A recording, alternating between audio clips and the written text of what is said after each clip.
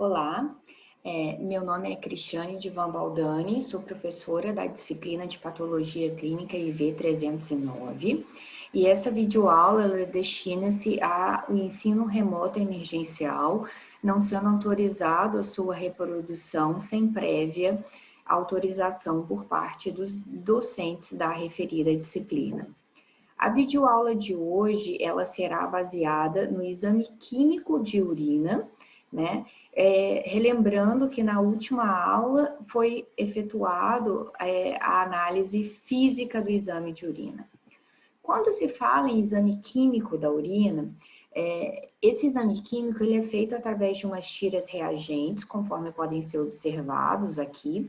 Essas tiras reagentes são comercialmente disponíveis e elas são muito semelhantes a umas tiras de medição de pH, que talvez vocês já tenham visto em outras disciplinas, né, do curso. E basicamente os itens pesquisados são pH, proteína, sangue, glicose, cetonas, bilirrubina, urobilinogênio, nitrito, além de ter também leucócitos e densidade. No entanto, o que acontece? A maior parte dessas tiras reagentes que são utilizadas na rotina clínica, né, elas são humanas, né? E elas são humanas porque não há problema algum e o custo, inclusive, é um pouco inferior ao custo das tiras reagentes veterinárias, que no mercado atualmente a gente só tem de uma única marca.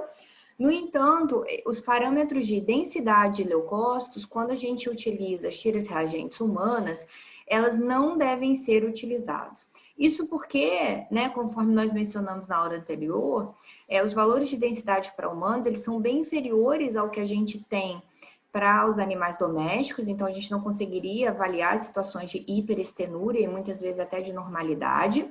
E a questão dos leucócitos, nós vamos ver ao final, que está associado ao método de detecção, que é baseado na enzima de esterase leucocitária. Então, como é que é feito esse exame químico? Após o procedimento, em que nós vamos ver um vídeo de como esse exame de urina é feito, essa análise química, a gente avalia cada parâmetro desse. Como vocês podem observar, aqui, por exemplo, eu tenho pH, aqui seria leucócito, nitrito, proteína, glicose, corpos cetônicos, urobilinogênio, bilirrubina, sangue. A gente avalia com relação a uma escala de normalidade, que é essa primeira, e a partir daí a gente vai avaliando se tem uma cruz ou até 4 cruzes de positivo. Então é uma análise o quê? Semi-quantitativa, baseado na coloração que é observada quando da sua efetivação, né?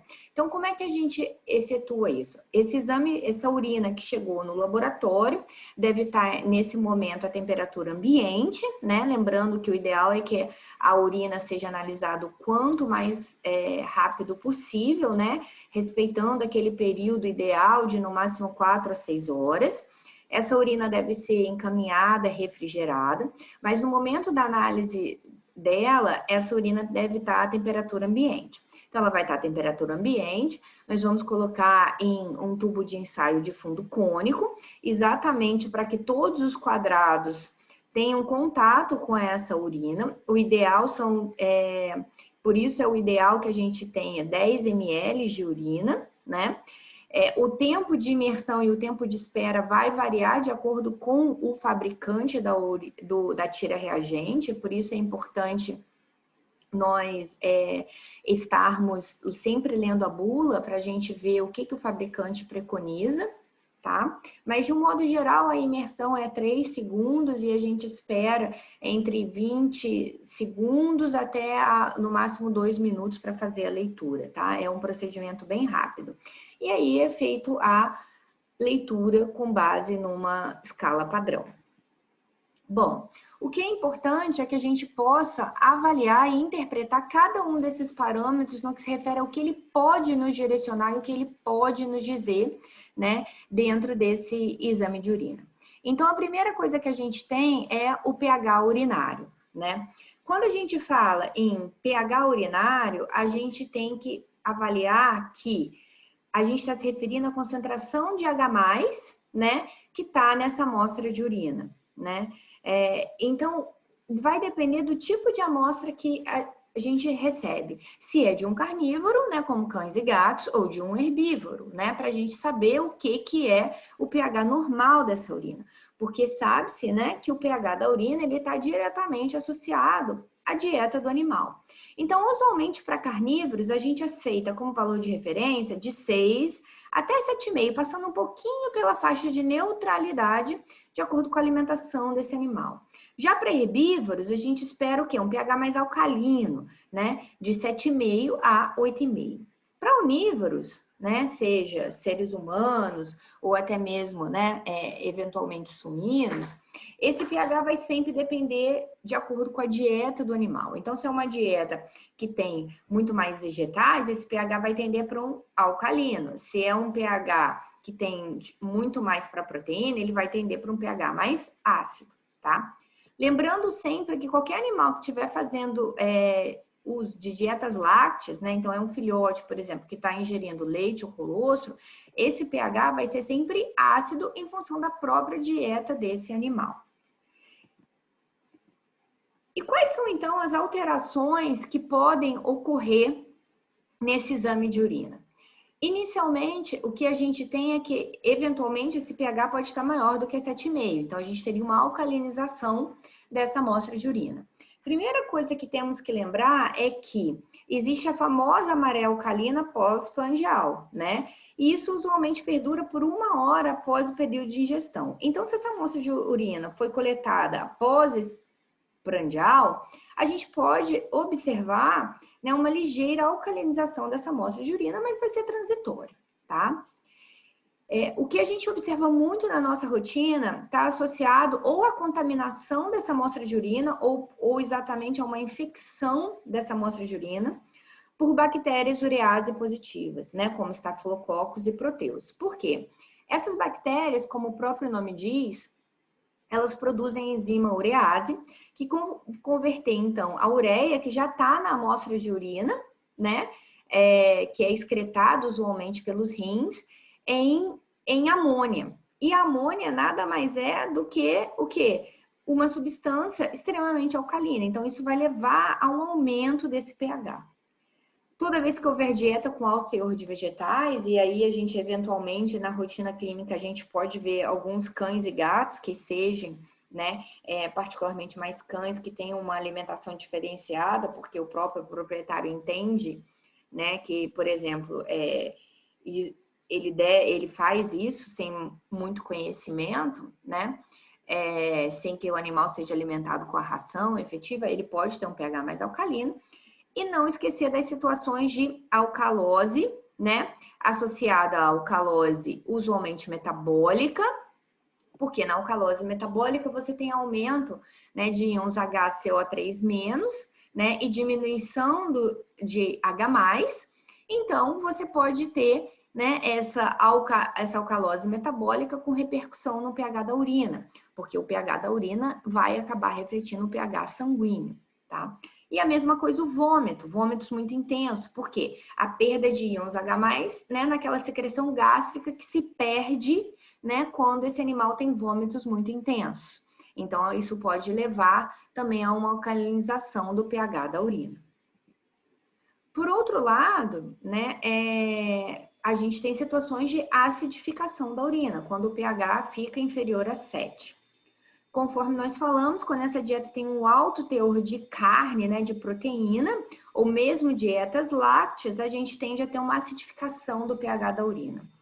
Outras situações observadas, tá, quando há um aumento de catabolismo de proteínas, né, lembrando que o catabolismo de proteínas acaba resultando na produção de aminoácidos, e como o próprio nome diz, aminoácidos são ácidos, isso em situações de febre muito intensa, anorexias muito intensa. Lembrando que a anorexia, né, também vai levar à produção dos corpos cetônicos, que nada mais são do que ácidos, né? Que também vão levar a essa acidificação da urina e que inclusive está associado a uma acidose que pode ser metabólica.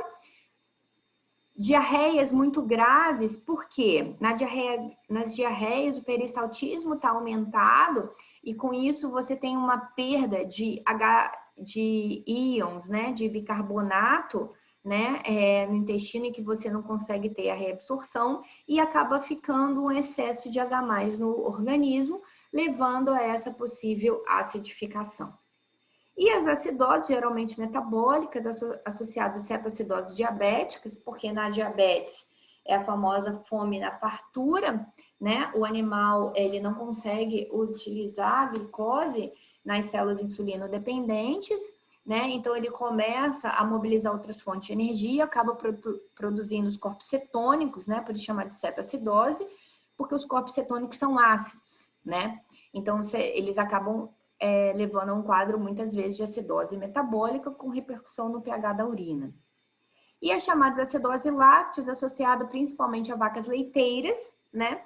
Porque as vacas, elas são muito demandadas na época para produzirem leite, mas muitas vezes elas não têm um manejo adequado de forma a suprir isso na sua alimentação, né? Com relação à oferta de concentrado, né?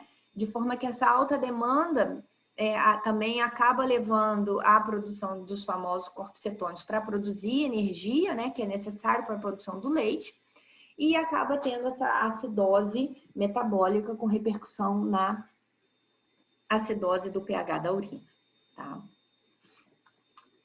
Eu vou...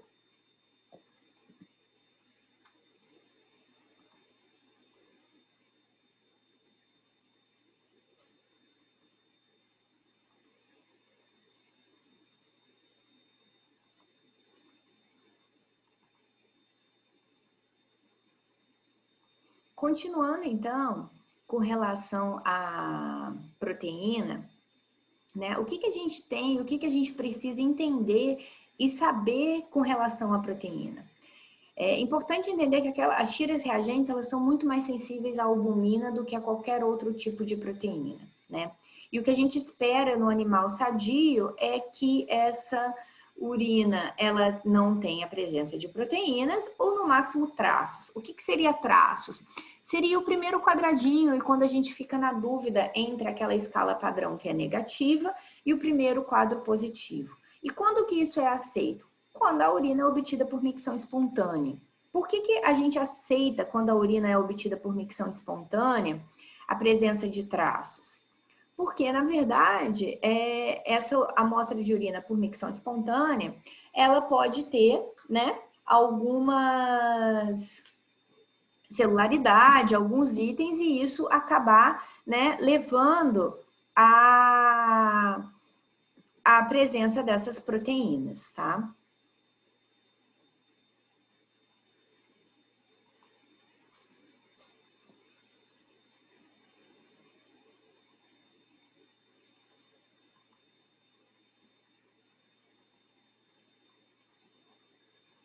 O que a gente precisa também lembrar, né? Que não é qualquer proteína que passe, exatamente por isso que a gente não espera que haja presença de proteínas na amostra de urina, né? A gente lembra que o glomérulo, ele, na verdade, ele tem uma barreira, né, formada pelo endotélio, pela membrana basal e pelos podócitos, que impedem que proteínas passem. Então, algumas microproteínas eventualmente acabam passando, e isso é normal, mas elas são totalmente reabsorvidas no túbulo contorcido proximal, tá? Outras proteínas de 60 kilodaltons é o limite, elas não passam, e exatamente a proteína limite que tem esse peso é a albumina, por isso uma das primeiras proteínas que passam quando a lesão glomerular é a albumina, e isso acaba tendo uma importância muito grande para a gente na rotina clínica, tá? E outras proteínas bem maiores, elas não conseguem passar, tá?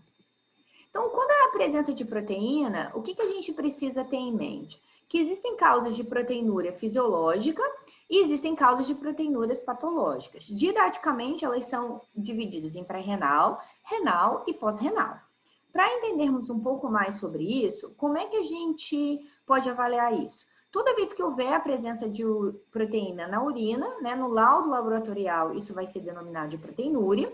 As causas fisiológicas estariam associadas ao exercício muito intenso, que acabam levando, por exemplo, a um aumento da permeabilidade glomerular transitório, tá?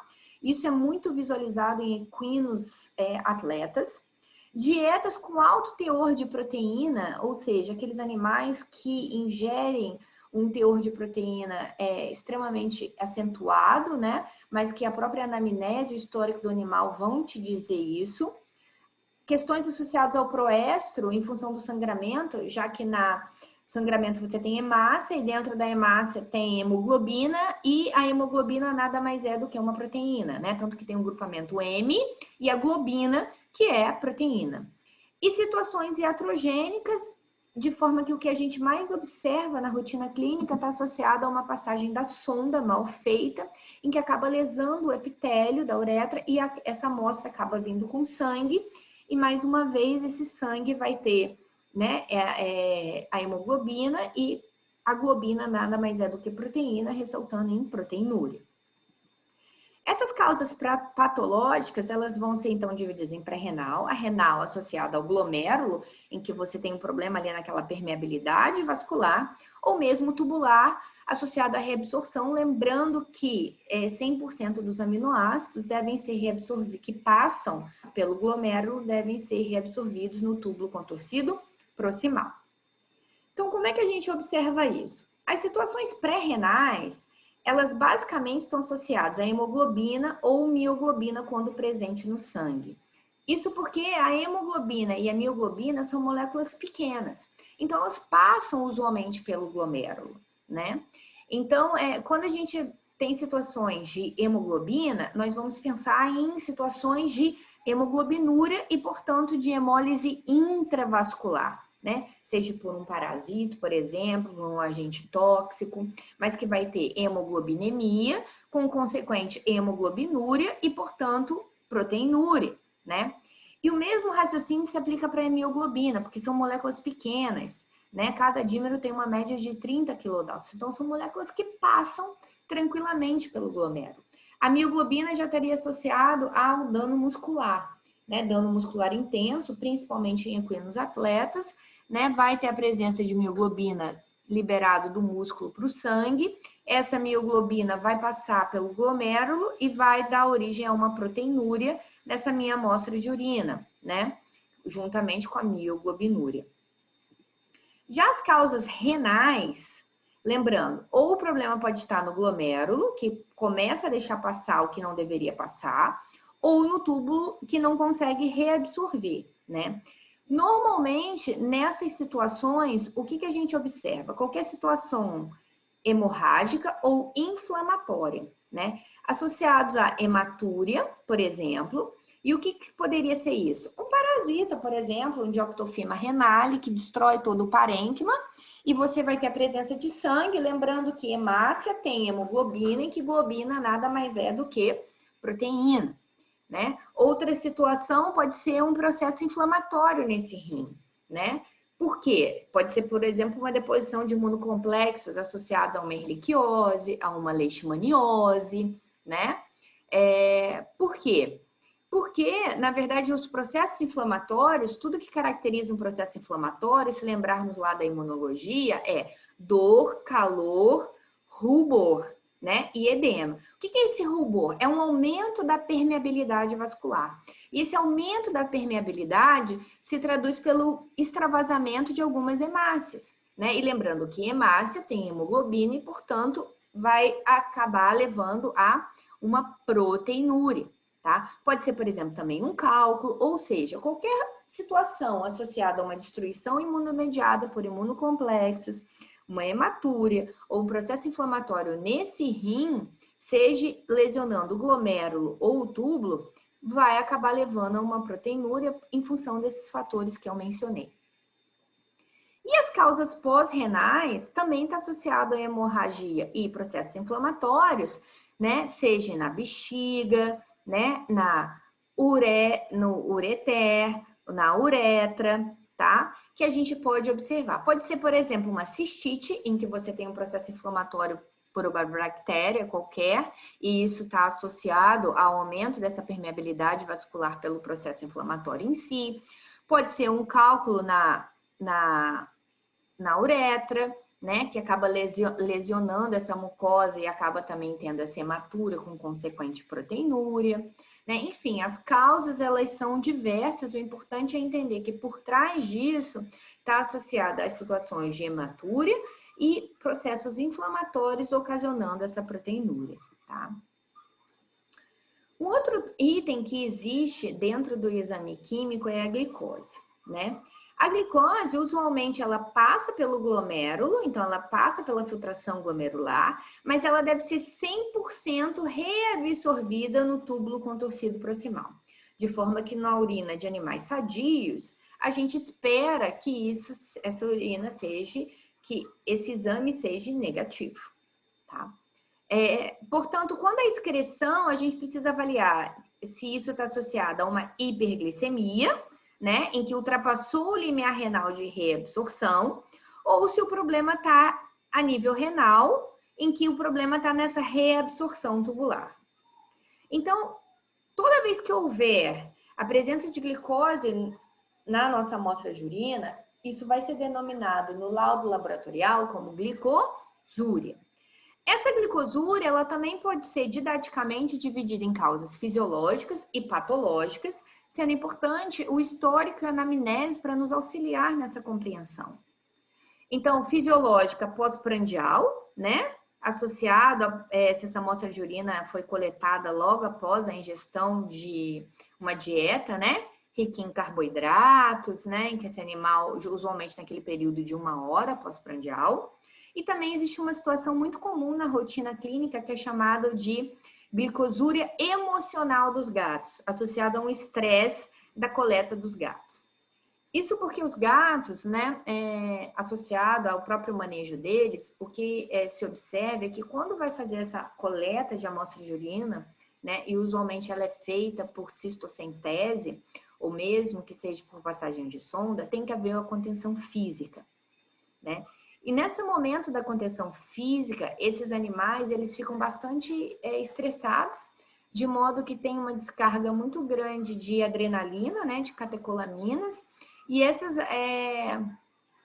adrenalina, ela é hiperglicemiante, se nós lembrarmos da fisiologia, né? Ela mobiliza as reservas de glicogênio hepático, levando a uma hiperglicemia transitória e, consequentemente, a repercussão disso na amostra de urina. Então, essa hiperglicemia transitória, né? Esse rim não consegue reabsorver tudo, porque essa glicemia aumentou momentaneamente e vai ser encontrado glicosúria nessa amostra de urina, tá? Isso não é preocupante quando a gente encontra isso em gatos que estão sadios, é importante associar aos outros achados do exame de urina e ao exame clínico desse animal, porque isso eventualmente pode acontecer e está associado ao manejo, né, de coleta desse animal. E a patológica? A patológica, o ideal é que sempre a gente possa avaliar a glicemia sanguínea concomitantemente para avaliar se esse animal está normoglicêmico ou hiperglicêmico, né? Nas situações de normoglicemia, em que há uma glicosúria, a gente vai associar as situações de problema renal, em que a glicose está passando pelo filtrado glomerular, mas esse rim não está conseguindo reabsorver como deveria no túbulo contorcido proximal. Então, nós vamos pensar em alguma situação de injúria tubular no túbulo contorcido proximal. Então, pode ser algum agente que levou uma nefrotoxicidade, algum medicamento, por exemplo, um processo infeccioso, como a leptospirose ali naquele rim, uma neoplasia. Independente da causa, o que a gente consegue saber nesse momento é que o problema está onde? No túbulo contorcido proximal, quando há uma normoglicemia. Existem situações congênitas, né, não são usuais na rotina clínica, em que já há o problema nessa reabsorção de glicose no túbulo contorcido proximal, associada chamada de síndrome de Fanconi, mas isso não é usual na nossa rotina. Tá? E as situações de hiperglicemia, em que usualmente o que nós observamos é a diabetes mellitus, né? Porque a diabetes mellitus é a deficiência de insulina. Então, a glicose não entra nas células insulinodependentes, levando a uma hiperglicemia, né? E, consequentemente, uma glicosúria, tá? Algumas situações de pancreatite aguda também podem levar a uma glicosúria, porque se nós lembrarmos, o pâncreas exócrino está muito próximo do pâncreas endócrino, né? Que é responsável pela produção ali insulina, tá? Então, esse pâncreas exócrino, o processo inflamatório do pâncreas exócrino pode comprometer o pâncreas endócrino e acabar comprometendo essa glicemia, levando a uma hiperglicemia. A administração de glicocorticoides em altas doses por muitos períodos, e aí a anamnese vai te levar a isso. Da mesma forma que uma fluidoterapia associado, por exemplo, à administração, né, de um soro glicosado nesse paciente, ou alguns daqueles polivitamínicos que podem ser administrados quando é necessário, que são extremamente ricos em destrose e que vão levar a uma hiperglicemia transitória e consequente glicosúria.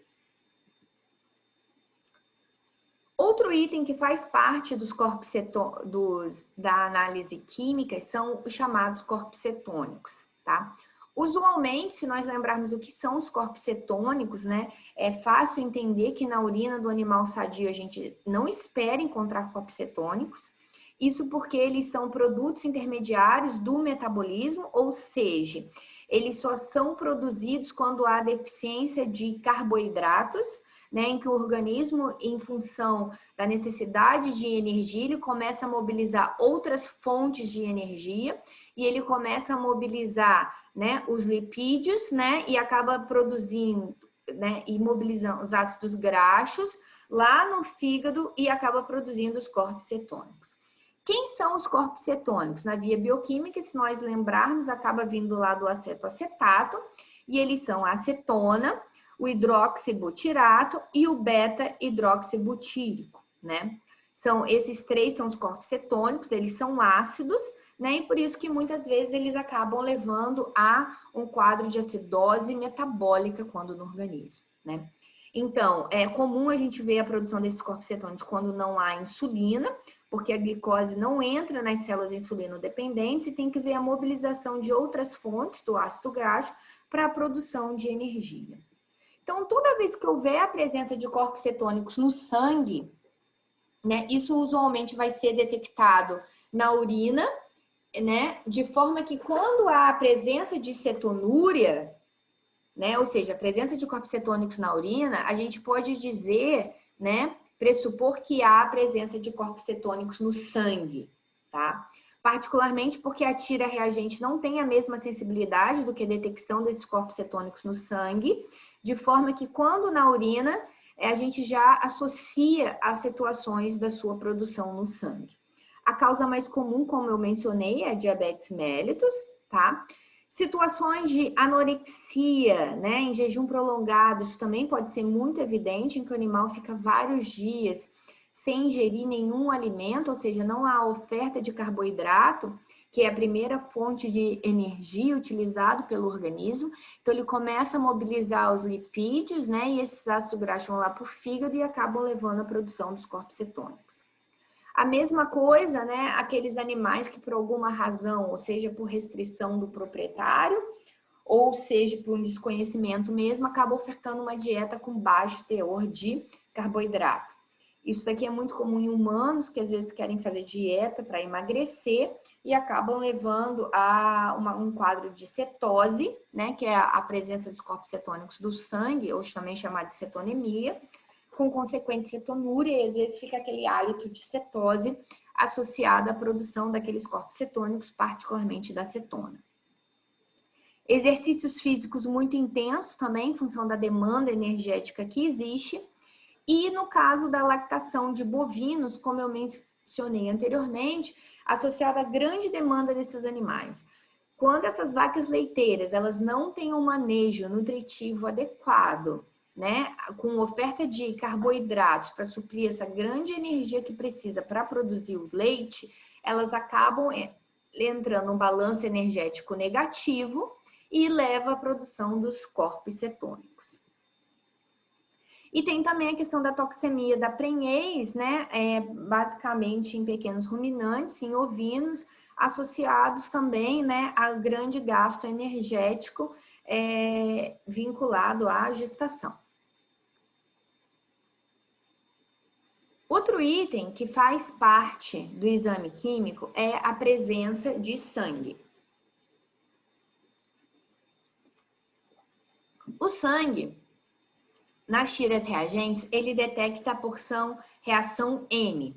Então, o que a gente espera numa urina normal é que, na verdade, ela seja o quê? Negativo, que não haja presença de sangue. Como a tira reagente detecta a reação M, a gente vai pensar sempre nas situações de hematúria ou hemoglobinúria, porque são situações em que nós vamos ter o grupamento M. Hematúria vai se referir à presença de hemácias íntegras na urina e hemoglobinúria vai se referir à presença de hemoglobina na urina, né? Aqui ao lado a gente tem uma escala de gradação de cor em que eu mostro uma urina sem a presença desses elementos, né? E à medida que a gente pode ir tendo a presença de sangue, né, ou hemoglobina na urina, vai tendo essa cor meio avermelhado, acastanhado.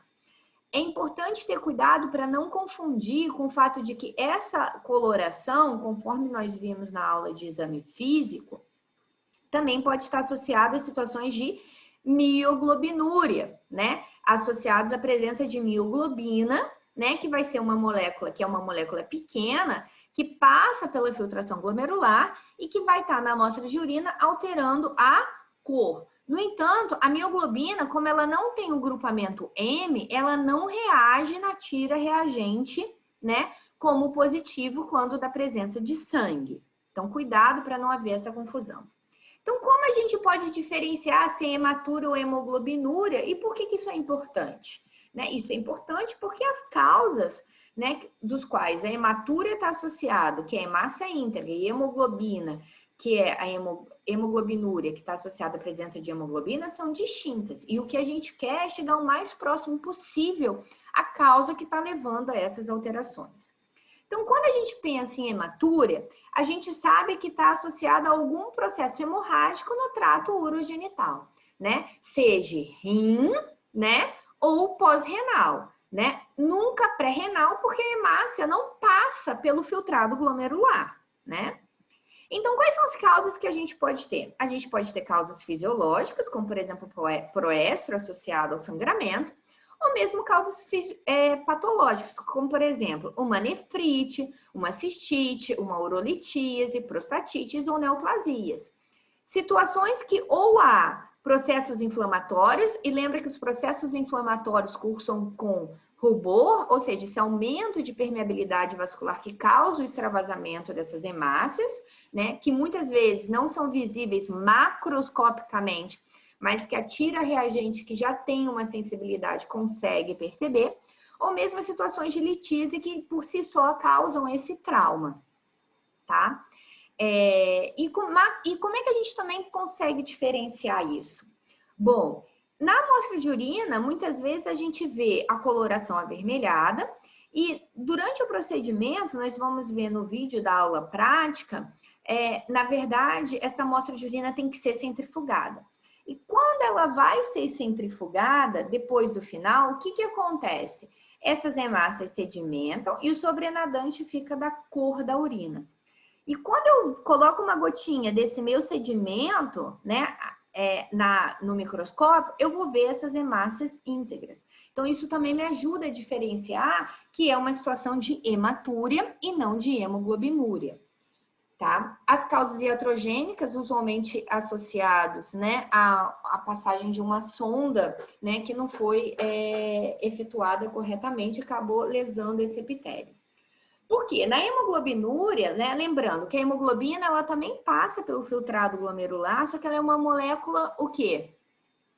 Pequena, leve, né? Então, quando eu centrifugo, ela não vai sedimentar, né? Então, após a centrifugação, a minha amostra de urina continua com a mesma cor. E por que é importante a gente diferenciar? Porque situações de hemoglobinúria vão estar associadas a uma hemólise intravascular, né? E aí a gente vai pensar nos distúrbios hemolíticos, né? Seja associado, né? Vai ver melhor em maiores detalhes nas aulas de hematologia, mas, por exemplo, aos hemoparasitos, uma babésia, por exemplo, que lesou aquela hemácia, há alguns elementos que causam a presença dos corpúsculos de Heinz nessa amostra de urina, né, perdão, nessa hemácia, e que acaba levando a uma hemólise, né? Enfim, é uma série de situações que levam a uma hemólise intravascular e, consequentemente, a uma hemoglobinúria, tá? E não esquecer que a mioglobinúria, apesar de eu poder ter alteração na cor, ela não vai dar positivo no grupamento M. E ela está associada à lesão muscular, né? Associada a um esforço excessivo, a traumas ou a chamada também doença da segunda-feira, rabdomiólise comum em equinos, né? Por quê? Porque essa lesão muscular ela foi extremamente intensa. Houve a liberação da mioglobina, que é pequena, passa pela urina, levando à situação de mioglobinúria, tá? O que é importante a gente saber e lembrar, né? Que toda vez que houver hemoglobinemia, portanto, eu estou falando em situações de hemólise intravascular, vai haver hemoglobinúria e há o risco de haver uma nefrotoxicidade, dependente do grau de hemoglobinemia e dependente do grau de hemoglobinúria. Isso porque a hemoglobina, né, aqui, ó, cada dímero dela, aqui é representado pela molécula de hemoglobina, tá? Ela se divide em dois dímeros que têm baixo peso molecular, então elas passam pelo glomérulo, tá? E elas acabam levando a uma lesão nesse glomérulo, tá? E aí essa nefrotoxicidade é importante porque isso pode repercutir em função de outros achados do exame de urina, tá? Então sempre ficar de olho toda vez que suspeitar de hemoglobinúria para avaliar se há também nefrotoxicidade já ocorrendo. O outro item que tem para ser pesquisado, né, no exame químico está associado a bilirrubina e urobilinogênio, tá? Em maiores detalhes, esse é um tópico que vai ser dado na aula de bioquímica, né, associado à questão hepática, né? Mas para que a gente possa, nesse momento, entender um pouco melhor, né, a sua interpretação, eu vou rapidamente relembrar alguns aspectos da fisiologia, tá? O que a gente precisa ter em mente, né? Que a bilirrubina, ela deriva, né? Ela é um metabolismo, ela vem do metabolismo, né? Um produto intermediário do eritrócitos. Por quê? Essa hemácia, né? Que tem um período de vida útil, né? Dependendo da espécie animal, mas que pode chegar a 90 dias, por exemplo. Ao final dessa vida útil dela, ela começa a perder as suas características de membrana, né? Ela começa a perder a sua função. E aí, os órgãos, né, hematopoéticos, principalmente o baço, aqui representado pelo baço, né, do sistema fagocítico mononuclear, o que ele faz? Ele percebe essa alteração e os macrófagos vão lá e pegam essa hemácia. No que eles pegam essa hemácia, eles vão digerir essa hemácia, e aí dentro da hemoglobina que sobra lá, você vai ter o grupamento M e você vai ter a globina. A globina vai ser, né, a questão da proteína que vai ser reaproveitada, né, e o grupamento M vai sofrer, né, alterações de modo que vai dar origem a uma bilirrubina, que nesse momento a gente chama de bilirrubina não conjugada, aqui representado por BNC, bilirrubina não conjugada. O que acontece com essa bilirrubina? Ela não é solúvel, e como ela não é solúvel, ela ainda não consegue ser excretada. Então, o que ela precisa fazer? O que precisa acontecer? Ela precisa chegar lá no fígado, no hepatócito, para ela se tornar solúvel e conseguir ser excretada. E como é que isso acontece? Ela vai se juntar à albumina, que é a principal proteína transportadora que tem no plasma, né? E com isso ela vai chegar aqui no hepatócito. Chegando no hepatócito, a gente tem uma série de mecanismos, tá? Associada à ligandina Z, por exemplo, e são transportadores que não interessa exatamente aqui no momento. Mas essa bilirrubina não conjugada, ela vai chegar lá no microssoma desse hepatócito e ela vai ser, então, conjugada, né? Conjugada com o ácido glicurônico, formando glucoronato de bilirrubina, que a gente chama então de bilirrubina conjugada. Por que ela está conjugada agora? Porque ela sofreu uma reação química, que é uma reação de conjugação.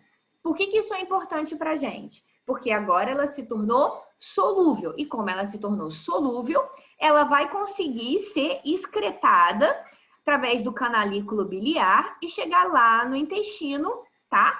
Para quê? Lá no intestino, essa bilirrubina conjugada, ela vai sofrer ação das bactérias, que já fazem parte ali da flora normal, né? E vai ser transformada em urobilinogênio e estercobilinogênio. O estercobilinogênio, ele vai ser responsável por dar a coloração das fezes, né, dos animais. E o urobilinogênio, uma parte desse urobilinogênio, ele vai ficar no ciclo que a gente chama de ciclo enterohepático. Então, ele fica circulando aqui. De modo que, como ele fica nesse círculo enterohepático, uma parte desse urobilinogênio, ele acaba extravasando a partir daqui que ele está no sangue, é uma molécula pequena, tá? Do sangue, ele passa aqui pela filtração glomerular tranquilamente e poder ser detectado na urina. Então, normalmente, a gente poderia detectar urobilinogênio na urina no animal sadio. O único problema é que o urobilinogênio é uma molécula muito instável. Então, muitas vezes, na tira reagente, ele aparece como negativo, tá? E isso é normal. Não é que não tenha, mas como ele é instável, ele ficou negativo. É importante entender que ele pode estar presente ali nessa amostra de urina, tá? E o que acontece com as situações de bilirrubina?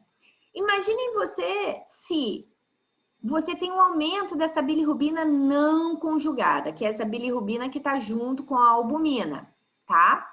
Por exemplo, em situações de hemólise, tá? O que vai acontecer? Essa bilirrubina está junto com a albumina. Se a gente for lembrar, a albumina, normalmente, ela não passa pelo glomérulo, né? Porque ela é aquela molécula limitante de 60 kilodaltons. Então, se ela é uma molécula limitante, quando a gente tem um aumento de bilirrubina não conjugado, aqui, ela não vai passar. Então, a gente vai ter esse aumento de bilirrubina não conjugado no sangue, mas a gente não vai detectar esse aumento de bilirrubina na urina.